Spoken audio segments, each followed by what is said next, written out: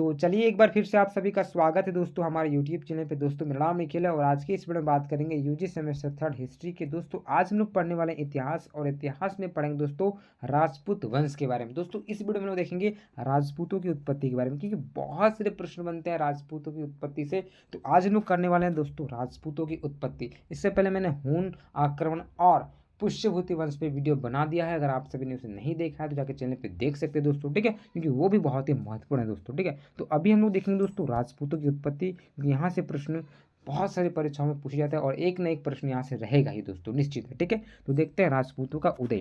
देखिए दोस्तों, सबसे पहले हम लोग जो बात करेंगे दोस्तों वो राजपूत शब्द की बात करेंगे। आखिरकार जो राजपूत शब्द है इसकी उत्पत्ति कैसे हुई दोस्तों, ठीक है। राजपूत शब्द की उत्पत्ति के बारे में देखेंगे दोस्तों। प्राचीन ग्रंथों की बात अगर मैं करूँ, जैसे कि हमारे प्राचीन ग्रंथ क्या क्या हो गए, धार्मिक ग्रंथ में बात करूँ जैसे ऋग्वेद, यजुर्वेद, सामवेद, अथर्ववेद, ठीक है, इसमें कहीं भी राजपूत शब्द का उल्लेख नहीं है दोस्तों, ठीक है। प्राचीन ग्रंथों की बात करें तो किसी भी प्राचीन धार्मिक ग्रंथ में जैसे ऋग्वेद, यजुर्वेद, सामवेद, अथर्ववेद, ठीक है, इसमें कहीं भी आपका राजपूत का उल्लेख नहीं है। हाँ, परंतु यहाँ पे क्षत्रिय शब्द का प्रयोग किया गया दोस्तों, ठीक है। इन ग्रंथों में क्षत्रिय का प्रयोग किया गया है, लेकिन राजपूत का कहीं भी जिक्र नहीं किया गया दोस्तों। दोस्तों राजपूत शब्द का प्रयोग ना तो भगवान बुद्ध के समय मिलता है और ना ही मौर्य काल, शुंग काल, सातवाहन काल, कुषाण काल, ठीक है, गुप्त काल, इसमें कहीं भी आपका जो ये शब्द है वो नहीं मिलता दोस्तों। ये तो कोई वेद में भी नहीं मिलता है, ना तो शुंग वंश में, ना सातवाहन वंश में, ना गुप्त वंश में, कहीं भी आपका राजपूत शब्द का यहाँ पे देखने को नहीं मिलता दोस्तों। दोस्तों राजपूत शब्द का प्रयोग सर्वप्रथम जो मिलता है वो हर्षवर्धन के शासनकाल से मिलता है दोस्तों। किसके शासनकाल से? हर्षवर्धन के शासनकाल से। दोस्तों हर्षवर्धन कौन था, पूरा का पूरा मैंने वीडियो बना दिया हर्षवर्धन वंश के बारे में, वो आप देख सकते हो जाकर, ठीक है। तो इसके समय से ही जो ये है ना वो शब्द का मिलता है दोस्तों, ठीक है। और अभी के समय में विशेष तौर पर राजपूत एक जाति के लिए प्रयोग किया जाता है दोस्तों। अभी प्रेजेंट टाइम में बात करूँ तो राजपूत एक जाति जो हो गया है, उसमें लोग लगा करते हैं कि ये राजपूत वो राजपूत करके। तो अभी वर्तमान समय में एक जाति के तौर पर इसका प्रयोग किया जाता है दोस्तों, ठीक है। तो ये हो गया थोड़ा शाब्दिक अर्थ दोस्तों, ठीक है। अभी सॉरी, इसका जो उत्पत्ति है वो किस प्रकार से, वो शब्द का कहाँ कहाँ उल्लेख नहीं मिलता है, लेकिन यहाँ प्राचीन ग्रंथों में कहीं भी आपका ये नहीं मिलता है, ना ही आपका गुप्तकाल, सातवाहन, शुंग, कुषाण, कहीं भी नहीं। ये आपका हर्षवर्धन के समय से ही वो मिलता है दोस्तों, ठीक है। दोस्तों राजपूतों का उदय कैसे हुआ इसके बारे में हमको कहाँ से पता चलेगा, ठीक है। अभी हम लोग जिस प्रकार से पिछली वीडियो में बात किए थे दोस्तों पुष्यभूति वंश के इतिहास के बारे में। देखिए किसी भी वंश का इतिहास अगर जानना है तो कुछ स्रोत होना चाहिए। तो वो हम लोग जानने का प्रयास करेंगे कि ये जो राजपूत वंश है इसका इतिहास हम सभी को कहाँ से पता चलता है दोस्तों, ठीक है। तो इसकी जानकारी के लिए हम लोग को ये 3 मुख्यतः स्रोत है जहाँ से हमको राजपूत वंश के बारे में, जो राजपूतों की उत्पत्ति है, राजपूतों की उत्पत्ति आखिरकार कैसे हुआ, इसके बारे में हम सभी को जानकारियाँ मिलती है दोस्तों। देखिए सबसे पहला तो हो गया अभिलेख दोस्तों। कुछ अभिलेख के माध्यम से हम लोग जानेंगे कि नहीं, यहाँ पे ये बोल सकते हैं कि जो राजपूत वंश है इसकी उत्पत्ति यहाँ से हुई है, ठीक। तो कुछ ना कुछ तो इतिहास होगा ही। अब दूसरा हम लोग बात करेंगे दोस्तों ऐतिहासिक ग्रंथों के बारे में। कुछ बहुत सारे ग्रंथ भी होंगे जहाँ पे जिक्र किया गया होगा कि ये जो उत्पत्ति इसमें हुई होगी यहाँ पे, या तो फिर उसके बारे में कहीं ना जिक्र हुआ होगा, है ना। तो चलिए फिर नेक्स्ट हम लोग बोल सकते हैं धार्मिक ग्रंथ के बारे में। तो ऐतिहासिक ग्रंथ, धार्मिक ग्रंथ, अभिलेख, इन 3 माध्यम से हम लोग जो राजपूतों की उत्पत्ति हुई कैसे उसके बारे में पता चलेगा दोस्तों, ठीक है। जैसे कि हमें आपका इतिहास जानना हो, किसी और का जानना हो, तो कुछ ना कुछ स्रोत होगा। मान लीजिए आपका विद्यालय है, कहीं पे कोई कॉलेज है, तो उसका इतिहास अगर जानना हो तो कुछ ग्रंथ, कुछ ठीक है, कहीं ना कहीं उसका जिक्र किया गया होगा कि ना ये विद्यालय सन इतना में बना होगा, इसने यहाँ का लड़का वहाँ पार्टिसिपेट किया था उतना में। तो बहुत सारे स्रोत होते हैं। तो इसी प्रकार से हम लोग राजपूतों की उत्पत्ति के बारे में जानेंगे तो अभिलेख हो गए, ऐतिहासिक ग्रंथों के माध्यम से, चाहे वो धार्मिक ग्रंथ हो, इसके माध्यम से हम लोग जानने का प्रयास करते हैं, उसका इतिहास हम लोग को पता चलता है दोस्तों, ठीक है। तो सबसे पहले देखेंगे हम लोग अभिलेख की साक्ष्य। क्या अभिलेख साक्ष्य है, कैसे पता चलेगा दोस्तों हम सभी को कि जो राजपूतों की उत्पत्ति है वो कैसे हुई है दोस्तों। तो सबसे पहले हम लोग जो अभिलेख हैं, अभिलेख के जो साक्ष्य हैं उसको देखने का प्रयास करेंगे। तो इस प्रकार से आप बता सकते हैं दोस्तों ग्वालियर, और ठीक है, ग्वालियर जो वर्तमान जो अभी देख पा रहे हैं मध्य प्रदेश में है, तो ग्वालियर और ऐहोल अभिलेख से कुछ राजपूत राजाओं के बारे में उल्लेख मिलता है। यहाँ पे 2 अभिलेख दोस्तों, एक तो आपका ग्वालियर अभिलेख और एक आपका ऐहोल अभिलेख। दो नाम याद रखिए दोस्तों, ग्वालियर अभिलेख और ऐहोल अभिलेख से हम सभी को जो राजपूत राजा हुए इनके बारे में कुछ न कुछ पता चलता है दोस्तों। तो ग्वालियर जो कि मध्य प्रदेश में है और ऐहोल जो कि कर्नाटक में है दोस्तों, ठीक है। तो इस दो अभिलेख से हम सभी को राजपूत राजाओं के बारे में पता चलता जाता है, लेकिन इनकी उत्पत्ति के बारे में ज़्यादा कुछ जानकारियाँ उपलब्ध नहीं है, यानी कि कुछ कुछ पता चलता है ग्वालियर अभिलेख से और ऐहोल अभिलेख से, लेकिन ज़्यादा कुछ खास इसमें जानकारियाँ नहीं मिलती दोस्तों। तो आप यहाँ पे लिख सकते हो ग्वालियर अभिलेख और ऐहोल अभिलेख से हम सभी को राजपूत राजाओं के बारे में उल्लेख मिलता है दोस्तों, ठीक है। चलिए आगे दोस्तों, राजस्थान का राजौर अभिलेख में, ठीक है, राजौर अभिलेख जो कि सन 959 ईस्वी का है, ठीक है। इसमें माथन देव को गुर्जर प्रतिहार वंश का बताया जाता गया है, ठीक है, लेकिन उनकी उत्पत्ति के बारे में नहीं बताया गया दोस्तों, ठीक है। तो इसमें क्या है कि जो राजस्थान का राजौर अभिलेख है यहाँ पे भी कुछ कुछ बताया गया है दोस्तों, ठीक है। तो इस प्रकार से 3 अभिलेख हो गया, ठीक है। एक तो आप बोल सकते हो दोस्तों ग्वालियर अभिलेख, दूसरा ऐहोल अभिलेख और तीसरा आप बोल सकते हो राजौर अभिलेख दोस्तों, ठीक है, जो कि राजस्थान का है। तो 3 आप बोल दीजिए यहाँ पे अभिलेख के हिसाब से दोस्तों, 3 हो गया ना। चलिए आप देखेंगे दोस्तों ऐतिहासिक ग्रंथ, क्या ऐतिहासिक ग्रंथ है जिसके तहत हम लोगों को राजपूतों के बारे में जानकारियाँ मिलेगी दोस्तों। दोस्तों ऐतिहासिक ग्रंथ में आप लिख सकते हो कि कलहन की राज तरंगिणी, ठीक है। क्या बोलेगे दोस्तों, कलहन की राज तरंगिणी और ज्योतिरीश्वर ठाकुर के वर्ण रत्नाकर और जैन, ठीक है, आचार्य हेमचंद्र की सूरी के जो कुमार पाल चरित ग्रंथ हैं, इनसे हम सभी को जानकारियाँ मिलती हैं दोस्तों। देखिए कलहन द्वारा जो ये रचना है राज तरंगिणी, तो कलहन के राज तरंगिणी, ठीक है, ज्योतिश्वर ठाकुर के, ठीक है, आप यहाँ पे बोल सकते हो ज्योतिश्वर ठाकुर के वर्ण रत्नाकर। 2 नाम आप याद रखिए दोस्तों, एक तो कलहन का राज तरंगिणी और ज्योतिश्वर ठाकुर का जो वर्ण रत्नाकर है इसके बारे में, ये तो 2 हो गया। फिर जैन आचार्य, एक जैन आचार्य है जिसका नाम है हेमचंद्र सूरी की कुमार पाल चरित ग्रंथ। क्या दोस्तों, कुमार पाल चरित ग्रंथ में इनके बारे में हमको जानकारियाँ मिलती है। तो 3 यहाँ पे नाम याद रखना आप सभी को, मैं अभी तोड़ के बता रहा हूँ, ठीक है दोस्तों, तोड़ के बता रहा हूँ। कलहन द्वारा जो रचित राज तरंगिणी यहाँ से मिलता है। फिर ज्योतिश्वर ठाकुर का, ठीक है, वर्ण रत्नाकर, ये 2 नाम याद रखिएगा। तीसरा जैन आचार्य हेमचंद्र सूरी द्वारा एक है कुमार पाल ग्रंथ, ठीक है। तो ये आप याद रखिए दोस्तों, कुमार पाल चरित ग्रंथ, यहाँ से हम सभी को राजपूतों के बारे में कहीं ना कहीं जानकारियाँ मिलती है दोस्तों, ठीक है।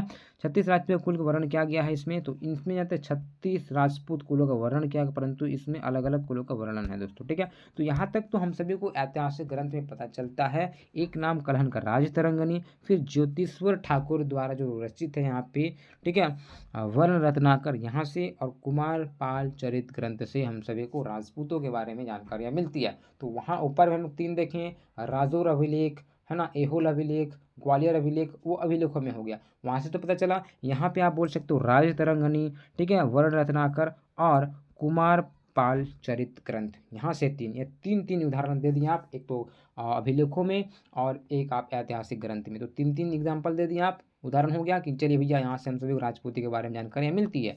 तो यहाँ तक तो क्लियर है। आगे देखिए दोस्तों, नयन चंद्र सूरी का हम्मीर महाकाव्य और पद्मगुप्त के नव शशांक चरित और चंद्रवरदाई की पृथ्वीराज रासो ग्रंथ के अनुसार राजपूतों की उत्पत्ति अग्नि से हुई है दोस्तों, ठीक है। देखिए यहाँ पे 3, यहाँ पे आपको 2 यहाँ पे नाम याद रखना है। एक तो नयन चंद्र सूरी का जो हम्मीर महाकाव्य यहाँ से, और पद्मगुप्त के नव शशांक चरित, ठीक है, और चंद्रवरदाई के पृथ्वीराज रासो ग्रंथ के अनुसार जो राजपूतों की उत्पत्ति हुई है वो अग्नि से हुई दोस्तों, ठीक है। तो इसमें पता चलता है कि जो राजपूतों की उत्पत्ति हुई है वो किससे हुई है, तो वो अग्नि से हुई है दोस्तों। तो यहाँ तक अभी हम लोग देखें दोस्तों अभिलेख जो थे, उन अभिलेखों के साक्ष्य, फिर हम लोग ऐतिहासिक ग्रंथों के साथ, ठीक है। अब हम लोग देखेंगे दोस्तों धार्मिक ग्रंथ के बारे में, आखिरकार धार्मिक ग्रंथों में ये जो उत्पत्ति है इसके बारे में क्या कहा गया है राजपूतों के बारे में दोस्तों, ठीक है।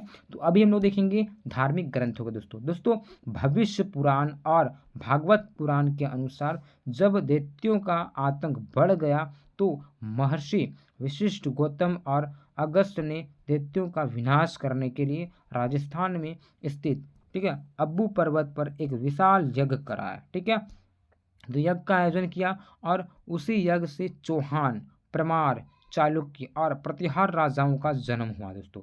यही कहानी पृथ्वीराज रासो ग्रंथ में भी लिखी है दोस्तों, ठीक है। तो यही सेम कहानी पृथ्वीराज जो रासो है वहाँ पे लिखा है दोस्तों। परंतु इतिहासकार डॉक्टर दशरथ शर्मा, ठीक है, कुछ इतिहासकार है जैसे कि डॉक्टर दशरथ शर्मा और डॉक्टर शंकर, ठीक, गौरी शंकर ओझा और सी वैद्य राजपूतों की अग्नि या फिर यह किसी उत्पन्न नहीं मानते दोस्तों। जैसे कि यहाँ पे कुछ इतिहासकार हैं, आप फिर से नाम याद रखिएगा, जैसे कि डॉक्टर दशरथ शर्मा, डॉक्टर गौरीशंकर ओझा और वैद्य, ठीक है, जो है ना इनको राजपूतों की जो उत्पत्ति है वो यज्ञ से या तो फिर अग्नि से नहीं मानते हैं। क्योंकि बहुत सारे लोग मानते हैं कि इसकी उत्पत्ति कैसे हुई है, मैंने तो बताया ऊपर में, जैसे कि पृथ्वीराज रासो में ये बताया गया कि नहीं उसकी उत्पत्ति अग्नि से हुई है ना, मैंने बताया था ना, ठीक है। तो अभी यहाँ पे जो कुछ इतिहासकार है ये बोलते हैं कि इनका जो उत्पत्ति हुआ है वो अग्नि से नहीं हुआ है, वो नहीं मानते दोस्तों, ठीक है। तो इसे भी आपको याद रखना है कि हम लोग अभी इतिहास के छात्र हैं तो इतिहास को इतिहास जैसे पढ़ेंगे,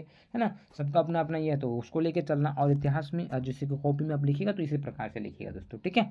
चलिए, तो यहाँ तक तो क्लियर है ना, धार्मिक ग्रंथ हो गया। अब हम लोग देखेंगे दोस्तों ऐतिहासकारों के मत, जो महान महान ऐतिहासिककार हुए हैं, जो कि इतिहास को पढ़े हैं, समझे अच्छे से, उसके बाद जो अपना राय रखते हैं, तो उन इतिहासकार हैं उन इतिहासकारों के बारे में देखेंगे कि वो जो इतिहासकार है वो अपने बारे में अपना जो राय है वो क्या रखते हैं इसके बारे में दोस्तों, ठीक है। तो चलिए, तो एक इतिहासकार है जिसका नाम है कर्नल डॉट, ठीक है दोस्तों कर्नल डॉट के अनुसार राजपूत जो है ना वो कुषाण, शक और हुनों की संतान है।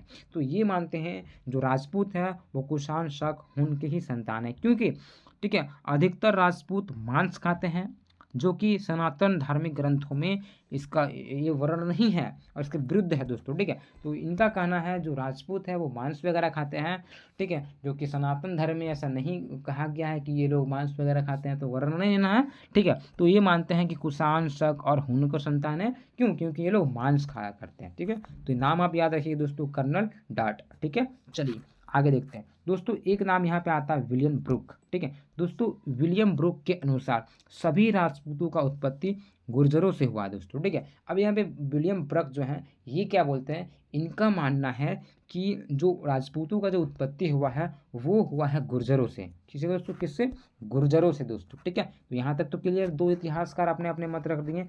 अब वो देखते हैं आगे दोस्तों, और गुर्जर कुषाणों की एक शाखा थी, क्योंकि कसाना गोल आज भी गुर्जरों के में पाया जाता है दोस्तों। तो ये इतिहासकार हैं, अपने अपने रखेंगे मत, सबका अपना अपना है, और आपको भी सबके बारे में लिखना भी है दोस्तों, आपको याद भी रखना है। ऐसा नहीं कि आप किसी एक इतिहासकार के बारे में पक्ष लेके बोल दीजिएगा इतिहास में, ऐसा नहीं होता है दोस्तों, ठीक है। तो सबको आपको चलिए सबको लेके चलना है ना, आगे बढ़ते हैं। अब यहाँ पे तीसरा जो है ये भी नाम याद रखिए दोस्तों, डॉक्टर स्मिथ दोस्तों। डॉक्टर स्मिथ के अनुसार राजपूत जो है ना वो राजपूत विदेशी हैं, ठीक है। ये क्या बोलते हैं, राजपूत विदेशी है, क्योंकि इनका रहन सहन, ठीक है, शक और कुषाण, ठीक है, शक और हुन के समान है, और 9वीं शताब्दी के बाद इन्होंने भारतीय संस्कृति को अपना लिया। तो ये जो डॉक्टर स्मिथ है ये भी मानते हैं कि जो राजपूत हैं वो विदेशी हैं, ठीक है। तो ये बाहर कहीं मानते हैं, ये भी मानते हैं कि वो क्यों मानते हैं, रहन सहन को देखते हुए, क्योंकि ये लोग मांस खाया करते थे, ये लोग इनका रहन सहन जो था वो किस प्रकार से भारतीय संस्कृति मैच नहीं करते, फिर बाद में ये भारतीय संस्कृति को अपनाते हैं, ऐसा ही लोग मानते हैं दोस्तों। तो ये जितने भी हम लोग तीनों को देखें, पहला जो हम लोग देखें दोस्तों कर्नल डॉट को, फिर विलियम ब्रुक को, और फिर तीसरे में देखें डॉक्टर स्मिथ को। तो ये तीनों को तीनों जो अभी तक क्या मान रहे हैं कि जो राजपूत है, राजपूत की जो उत्पत्ति हुई है ये आपको कैसे हुई, और ये सब विदेशी ही मानते हैं अभी तक इसको, ठीक है। अब चौथा देखेंगे दोस्तों, चौथा है जिसका नाम है डॉक्टर ईश्वरी प्रसाद, ठीक है दोस्तों। डॉक्टर ईश्वरी प्रसाद और डॉक्टर भंडाकर के अनुसार राजपूत जो है ना, राजपूत वो भारतीय नहीं है। ये भी जो है ना वो राजपूतों को भारतीय नहीं मानते हैं, क्योंकि इनका जो शरीर है दोस्तों वो ब्राह्मणों के समान ना तो शक्तिशाली है और ना ही ऊंचा है दोस्तों। डॉक्टर भंडाकर और डॉक्टर ईश्वरी प्रसाद भी ये बोलते हैं कि जो ये राजपूत है ये भारतीय नहीं है दोस्तों, ठीक है। क्यों नहीं है, क्योंकि इनका जो शक्ति होना चाहिए जिस प्रकार से ब्राह्मण लोगों का होता है, ठीक है, वो नहीं है दोस्तों, ठीक है। चलिए दोस्तों, ब्राह्मण और राजपूतों का रहन सहन अलग अलग है, क्योंकि राजपूत मांस खाते हैं और ब्राह्मण मांस नहीं खाते दोस्तों। इनका कहना है कि जो ये राजपूत लोग हैं ये लोग मांस खाते हैं, लेकिन जो ब्राह्मण है वो मांस नहीं खाते हैं दोस्तों, ठीक है। तो इस प्रकार से ये बोलते हैं कि ये विदेशी हैं, ये भारतीय नहीं है दोस्तों, क्लियर ना। चलिए और एक देखेंगे दोस्तों, पांचवा हम लोग एग्जाम्पल देखेंगे। तो देखिए ये पूरा का पूरा वीडियो हम सभी को राजपूतों की उत्पत्ति के बारे में, क्योंकि यहाँ से प्रश्न आता है 5 नंबर 10 नंबर का, हो सके तो 15 नंबर का आ जाएगा प्रश्न, और बोल देगा कि लिखिए। तो आपको कैसे लिखना है, तो आप जानकारी रखिएगा तब ना लिखिएगा। तो अभी तक मैंने 4 इतिहासकार ऐसे थे, 4 से 5, जिसके बारे में मैंने जिक्र किया। अभी पांचवा फिर मैं आपको बताने वाला हूँ दोस्तों। पांचवा डॉक्टर दशवर शर्मा और डॉक्टर गौरीशंकर ओझा और ठीक है आर सी मजूमदार के अनुसार राजपूतों की जो उत्पत्ति है वो अग्नि यज्ञ से नहीं हुई है, और सभी राजपूत राजा जो है क्षत्रिय सनातन है। ठीक है, तो इनका भी कहना है कि इनका जो ये अग्नि वाला जो कॉन्सेप्ट था, अग्नि या तो फिर यज्ञ से नहीं हुआ है, सभी राजपूत भारतीय क्षत्रिय की संतान है। ठीक है, तो ये कहीं ना कहीं इनका मानना है कि जो भारतीय क्षत्रिय थे इन्हीं का संतान है। और यज्ञ वाला जैसे कि बात किया गया, यज्ञ और अग्नि, ये नहीं मानते हैं कि यज्ञ से और अग्नि से इनका उत्पत्ति हुआ है। लेकिन कुछ कुछ ऐसे मैंने ऊपर में बताया कि कहीं कहीं मानते हैं कि इनका जो उत्पत्ति हुआ है वो अग्नि से हुआ है। तो वो आपको देख लेना दोस्तों। ये आपका हो जाता है राजपूतों की उत्पत्ति के बारे में। तो पूरा का पूरा वीडियो जो हमारा रहा है वो राजपूती की उत्पत्ति, राजपूतों का जो उत्पत्ति है उसके विषय में रहा है दोस्तों। ठीक है, और इससे पहले मैंने आपका हून आक्रमण हो गया, चाहे वो पुष्यभूति वंश हो गया, सब पे वीडियो बना दिया, तो उसे भी देख लीजिए। और प्यारा प्यारा कमेंट करते रहें दोस्तों। इसी प्रकार से मैं आपसे जुड़े रहना चाहता हूँ, और आप भी चाहते हो कि और भी सारे जो विषय हैं उसका भी तैयारी करवाया जाए, तो निश्चित तौर पे हमारे चैनल के माध्यम से करवाई जाएगी दोस्तों। सिर्फ आप सपोर्ट दीजिए, आप लोग सिर्फ कमेंट कीजिए। सपोर्ट मतलब क्या हुआ कि जो कमेंट होता है वो करना है, ठीक है, बस और कुछ नहीं। सपोर्ट में होता है कि कमेंट कीजिए, क्योंकि आप तो क्या कीजिएगा, पैसा दीजिएगा अगर नहीं, ठीक है, तो वो सुपर थैंक्स वगैरह होता है, देना है तो दीजिए, नहीं तो कोई दिक्कत नहीं है। लेकिन आप प्यारे प्यारे कमेंट कीजिए। कमेंट करने से क्या होता है ना कि मुझे लगता है कि नहीं भैया, हाँ आप लोग हैं, तैयारी कर रहे हैं। तो चलिए दोस्तों, इसी प्रकार से हम लोग दूसरे वीडियो में मिलते हैं। जय हिंद, जय भारत।